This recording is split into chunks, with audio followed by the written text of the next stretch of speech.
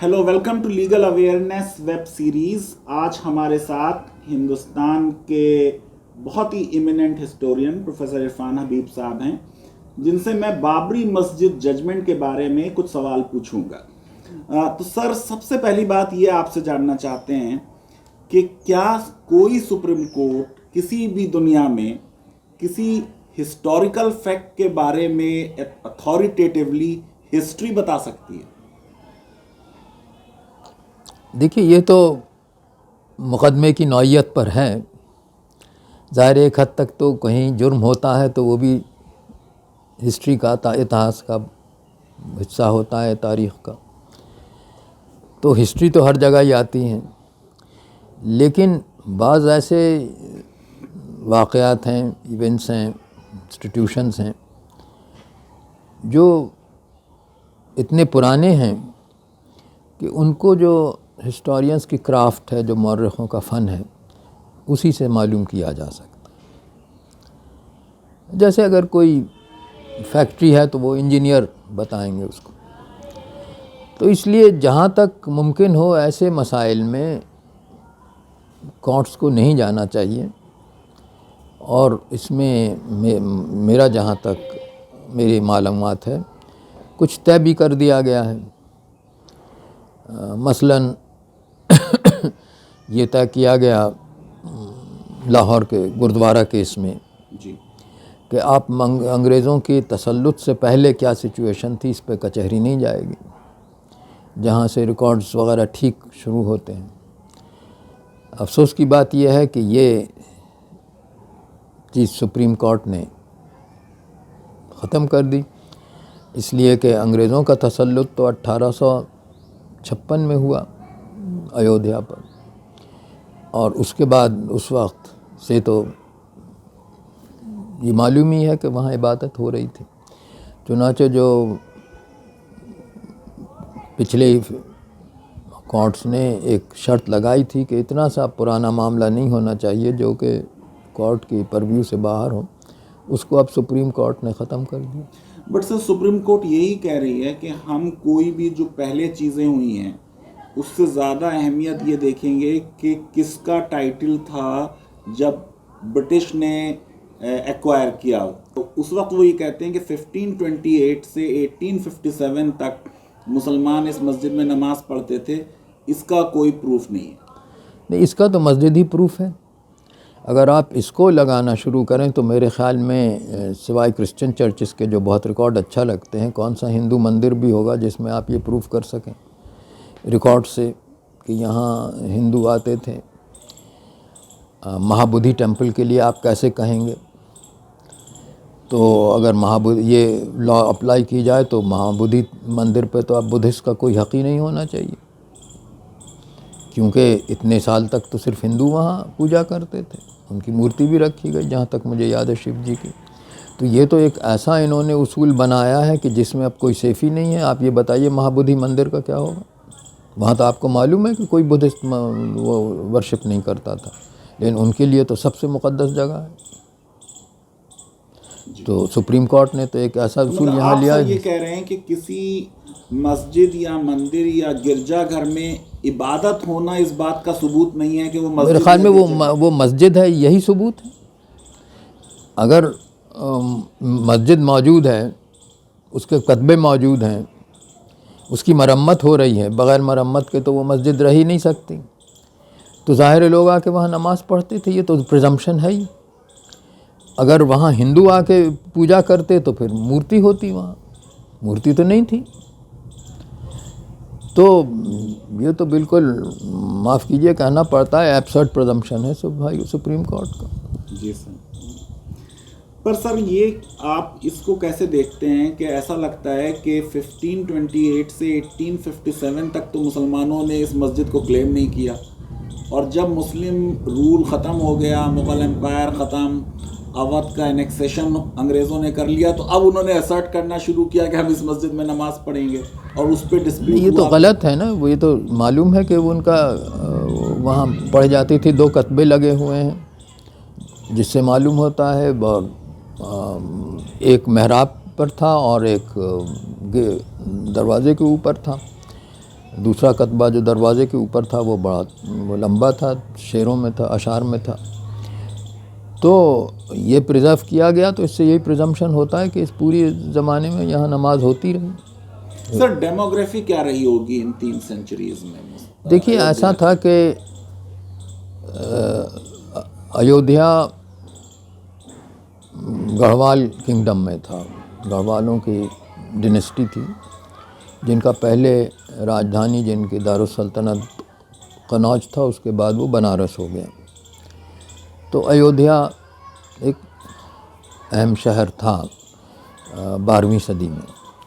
जब इस पर दिल्ली सल्तनत का कब्ज़ा हुआ तो उन्होंने इसको अपने सूबे को, जो अवध कहते थे, इसी अयोध्या के नाम से अवध है, तुलसीदास इसे अवधपुरी कहते हैं, तो अवध को उन्होंने एक बड़े सूबे की राजधानी बनाई। सुल्तान अलाउद्दीन बादशाह होने से पहले यहीं का गवर्नर था, तो इसकी बहुत अहमियत समझी जाती थी अयोध्या की। तो अवध में मुसलमानों की बहुत बड़ी बस्ती भी हो गई। शेख नसीरुद्दीन चिराग, जिनका खैरुल मजालिस, उनके गुफ्तगू जो है वो मौजूद है, मलफूज़ात, तो ऐसे ही 1354 के लगभग। तो उसमें पूरा बयान मिलता है कैसे वहाँ मस्जिद थी, कैसे मुसलमान रहते थे, वो ख़ुद कैसे रहते थे। तो एक बड़ी मुसलमानों की बस्ती थी। उसके बाद भी तारीख़ों में हमें मिलता है, अवध की पूरी तारीख़ बनाई जा सकती है। शर्क़ी सल्तनत में भी इसकी अहमियत थी। जौनपुर उनका राजधानी थी, और जो बाबरी मस्जिद है, ये जो शर्क़ी आर्किटेक्चर कहते हैं, उसी के असर में बना। तो इसलिए ज़ाहिर है कि 1528 में ये तामीर हुआ। तो मुसलमान उस वक्त वहाँ मौजूद थे। 18वीं सदी में ज़रूर हुआ कि जब फैज़ाबाद का शहर आबाद किया गया, नवाबी नवद ने किया, और कुछ देर तक वो दारुस्सल्तनत रहा अवध का, तो वहाँ से अयोध्या से वहाँ, अयोध्या मतलब अवध से वहाँ आबादी शिफ्ट होना शुरू हुई। इसलिए उसके बाद अयोध्या ज़रा छोटा होता गया, क्योंकि मुसलमान और हिंदू अब फैज़ाबाद शिफ्ट करने लगे। सर ये फरमाइए कि ASI रिपोर्ट पे तो ज़ाहिर है कि आप लोगों ने बहुत लिखा, और सुप्रीम कोर्ट के फैसले की बुनियाद ASI रिपोर्ट नहीं है, लेकिन ऐसा कैसे मुमकिन है कि पूरी दिल्ली सल्तनत के बारे में ASI रिपोर्ट में वो कहते हैं हमें कुछ नहीं मिला? नहीं मिला उन्हें। 300 साल पीरियड का गैप क्यों है ASI रिपोर्ट? देखिए उन्हें सब मिला, वो गलत कहते हैं ये पहले जो उनकी खुदाई से मालूम होता है कि ये पहले मंदिर का होने का तो कोई सवाल ही नहीं है, क्योंकि सिर्फ कोई भी आर्कियोलॉजिस्ट जो सीरियस है, जैसे माटे थे दक्कन कॉलेज के, उन्होंने रिव्यू किया इनकी रिपोर्ट को, आर्कियोलॉजिकल सर्वे की, और वो छपा उनके मैन एंड एनवायरनमेंट, उनका बहुत मशहूर जर्नल है, आर्कियोलॉजी का सबसे अच्छा जर्नल है हिंदुस्तान का। उसमें उन्होंने यही लिखा कि भाई ये जो जिसको ये पिलर कहते हैं, ये हो ही नहीं सकते हैं पिलर्स, ये कैसे खड़े होंगे। दूसरे उन्होंने कहा कि जो मंदिर ये राम मंदिर की तरह पेश कर रहे हैं, वो तो मंदिर कोई बन ही नहीं सकता है, ऐसा कि पिलर्ड हॉल हो, ऐसा तो कोई मंदिर दुनिया में हो ही नहीं सकता है, कोई शिल्पी से नहीं मानेगा। तो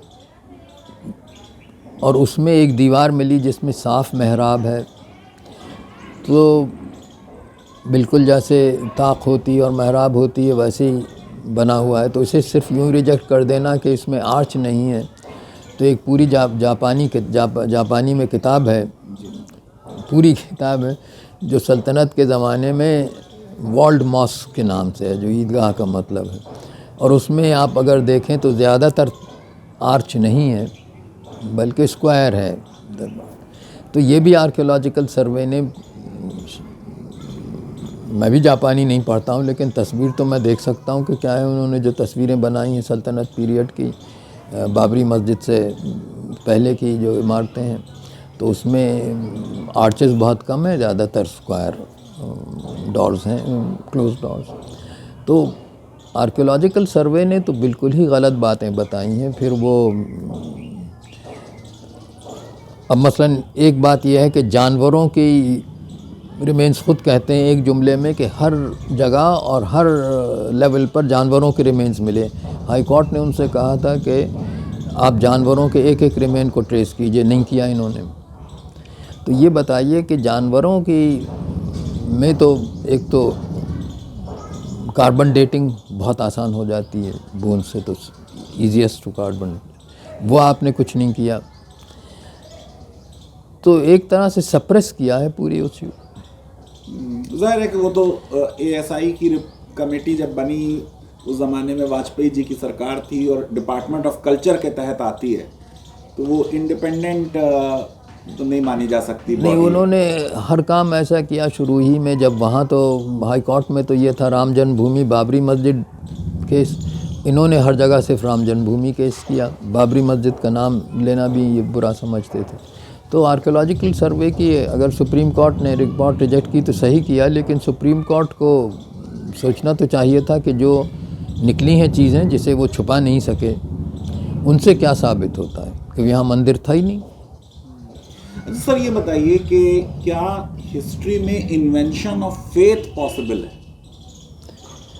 नहीं, होता ही है इन्वेंशन ऑफ फेथ। अब मतलब कोई चीज़ होनी चाहिए और हिस्टोरियंस उसको डिस्कवर करें या लिखें, वो तो बात ठीक है, लेकिन कोई चीज़ जैसे नहीं हो उसको क्या हिस्टोरिकली क्रिएट कर सकते हैं? नहीं, करते ही हैं, जाहिर है। जो अनहिस्टोरिकल चीज़ें होती हैं वो कहीं ना कहीं से तो आती हैं। रिलीजियस बिलीफ्स किसी भी धर्म के हों, मज़हब के हों, वो प्रूवेबल नहीं है रीज़न से, ये तो जाहिर है। अब आप उसको चाहे इन्वेंशन कह लीजिए चाहे अजम्पशन कह लीजिए, वो उस बहस में मैं नहीं पढ़ता हूँ। नहीं, मतलब जैसे हिस्टोरिकली सर कोई जीसस के नाम का शख्स होंगे, जाहिर है, तो ठीक है, वो उस हिसाब तक। अब ये कि वो प्रॉफिट थे या नहीं थे, ये क्वेश्चन ऑफ बिलीफ हुआ। हाँ, लेकिन ये कि अगर ये हम कहें कि साहब ये पर्टिकुलर स्पॉट है जहाँ लॉर्ड रामा पैदा हुए, तो ये बिलीफ का हिस्से से एक हिस्टोरिकल फैक्ट कैसे बने? ये आप मुझे बता दीजिए कि हम जैसे हिस्टोरियंस पे मत जाइए, बिल्कुल पक्के हिंदू बिलीफ के हिस्टोरियंस पे जाइए जो ये कहते थे कि हिंदू मज़हब का मतलब दो चीज़ें हैं, ब्राह्मण और मंदिर। आरसी मजूमदार, उनकी किसी एंशंट इंडिया की किताब में आप रामचंद्र जी को हिस्टोरिकल कैरेक्टर देखा है आपने? उसमें कहीं लिखा है कि रामायण स्टोरी जो है वो सही हुई, या रामचंद्र जी कोई रूलर थे अयोध्या के?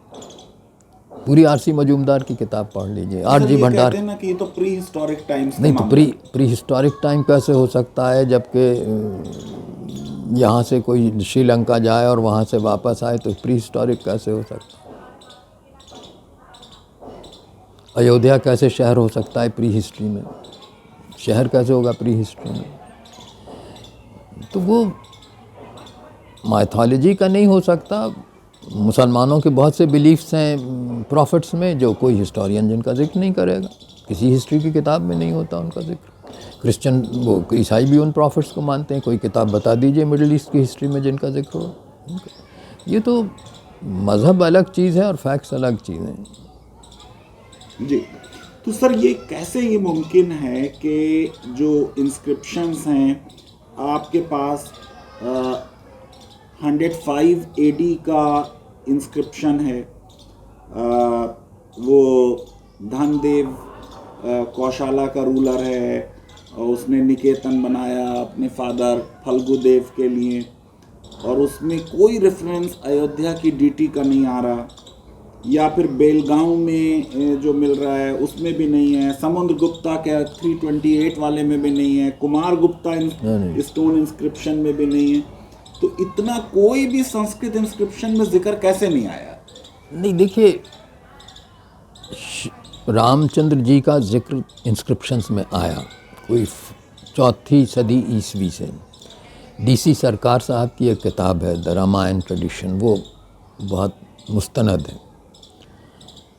DC सरकार भी आरसी मजूमदार की तरह बहुत पवित्र हिंदू थे, लेकिन मौरख भी थे। तो उन्होंने एक जगह लिखा है कि हाँ, उड़न खटोले का जिक्र है रामायण में, लेकिन राक्षसों ने बनाया था, हमने नहीं बनाया। रावण का था वो। तो एक सेंस ऑफ ह्यूमर भी है। तो उनकी किताब पढ़ने के लायक है, जिसमें लिखा है कि रामचंद्र जी का जिक्र चौथी सदी ईस्वी से हिंदुस्तान के मुख्तलिफ़ कस्बों में शुरू हो जाता है संस्कृत के। उनको एक हीरो और बहादुर आदमी की तरह पेश किया जाता है, फिर आहिस्ता आहिस्ता देवता की तरह पेश किया जाता है। किसी भी इंस्क्रिप्शन में अयोध्या को रामचंद्र जी की वर्शिप से या उनके जन्मस्थान होने से में जिक्र 12वीं सदी ईस्वी तक नहीं मिलता है। 1195 में एक इंस्क्रिप्शन है जो बहुत अहम है, लेकिन जिसको इन्होंने शिवहरी इंस्क्रिप्शन कह के किया है, लेकिन उसमें भी रामचंद्र जी का जिक्र नहीं है। इन्होंने तोड़ के कुरेद के कोशिश की थी कि राम मुझसे पढ़ा जाए, लेकिन एपिग्राफिस ने इन्हीं के जो विटनेसेस थे उन्होंने कहा कि ये राम नहीं है यहाँ। तो वो भी ख़त्म हो गया किस्सा। उसमें वासुदेव जी का जिक्र है, कृष्ण जी का, लेकिन रामचंद्र जी का नहीं है। और शिव जी तो डेटी थे, ये भी एक इंस्क्रिप्शन से मालूम होता है कि इसके जो डेटी थे अयोध्या के शहर के, वो शिव जी थे, रामचंद्र जी नहीं थे।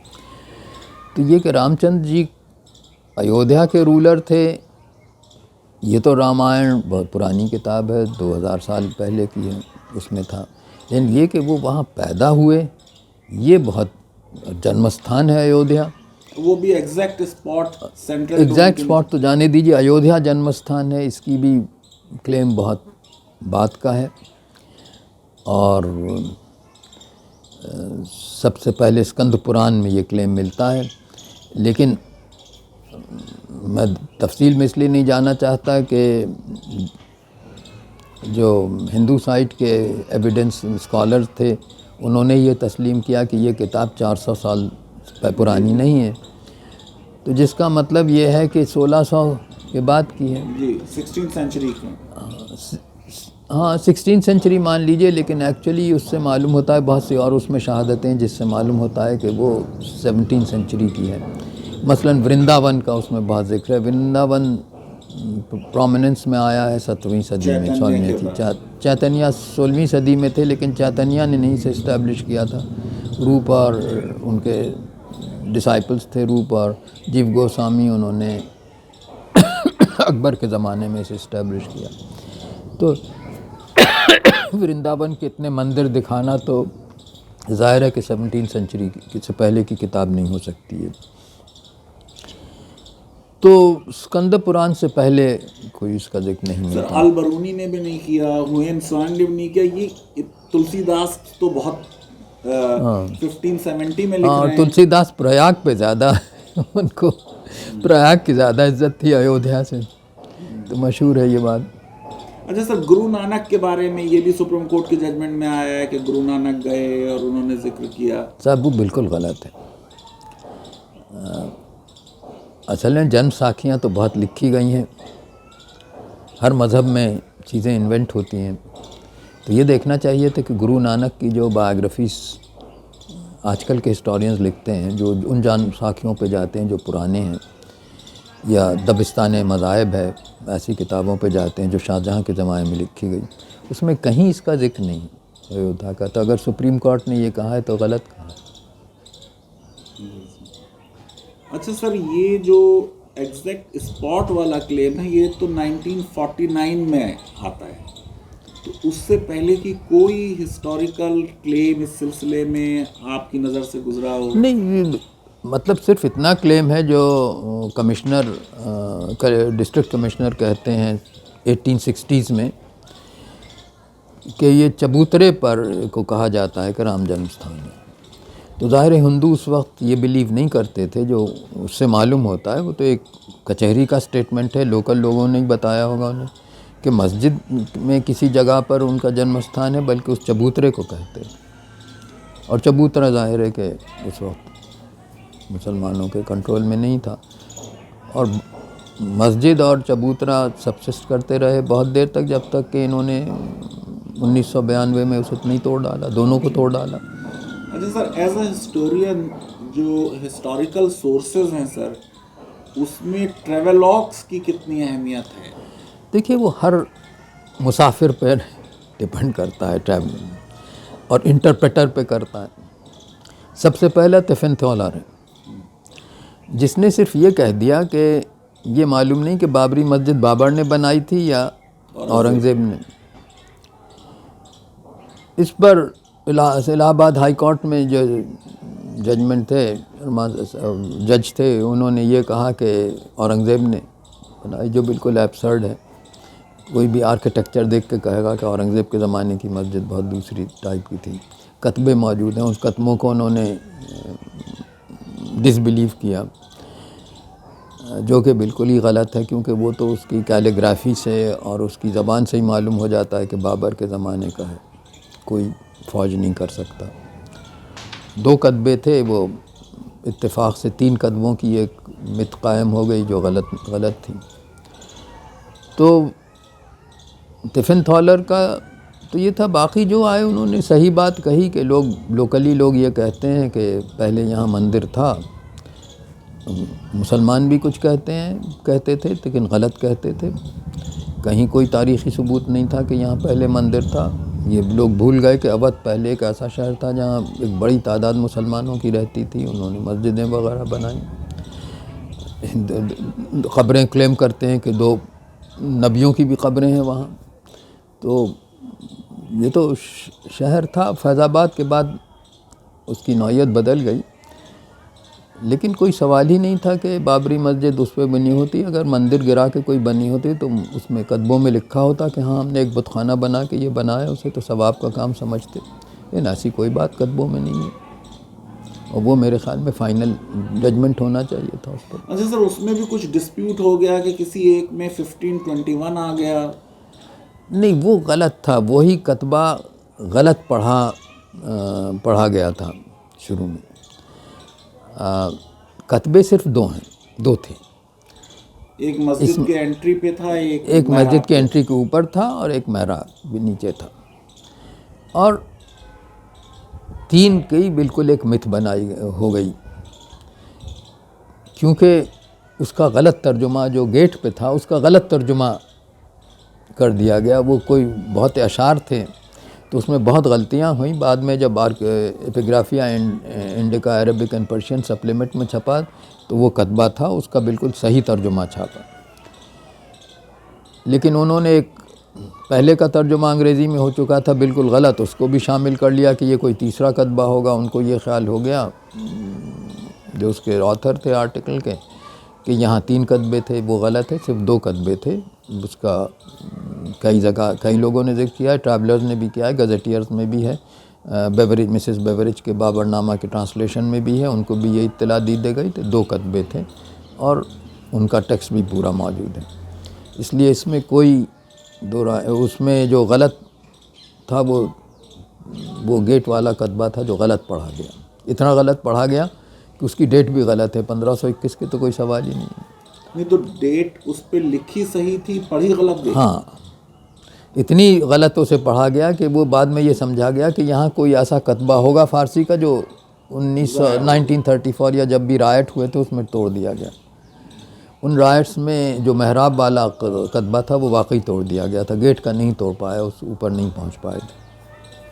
अच्छा सर, ये फरमाइए कि जो भी कोई किंग अगर कोई अपना वक्फ कर रहा है, कोई ऐसे वो बना रहा है, तो क्या कोई डॉक्यूमेंट बनाते थे वक्फनामा टाइप का, या इंस्क्रिप्शन इनफ होता था? देखिए, वक्फ अगर आप ज़मीन दे रहे हैं तो जाहिर है कि कतबा तो काफ़ी नहीं है।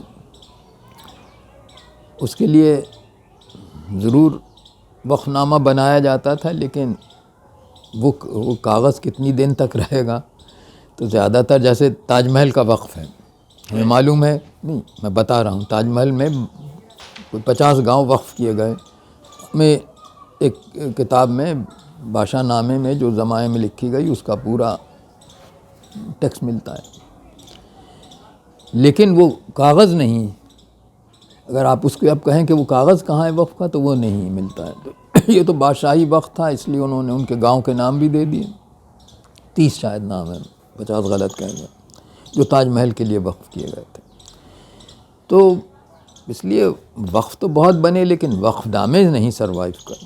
वो एक बिल्कुल दूसरी चीज़ है कि वो सर्वाइव कर गए या नहीं। लेकिन वक़्फ़नामे अब बहुत मिलते हैं, अब भी मिलते हैं। बिल्कुल। अब सर ताजमहल पे भी क्लेम है कि ये मंदिर था और इसे मस्जिद ताजमहल बना दिया गया। हाँ, क्लेम तो अंग्रेज़ों ने ये गलती की ना कि उसे बचाने के लिए उन्होंने एक वो लाइटनिंग कंडक्टर लगा दिया वहाँ, तो उसको समझते हैं वो शिव जी का सिंबल है। तो अब उस पर तो कोई बात ही नहीं है, उससे कैसे किसी से कहा जाए।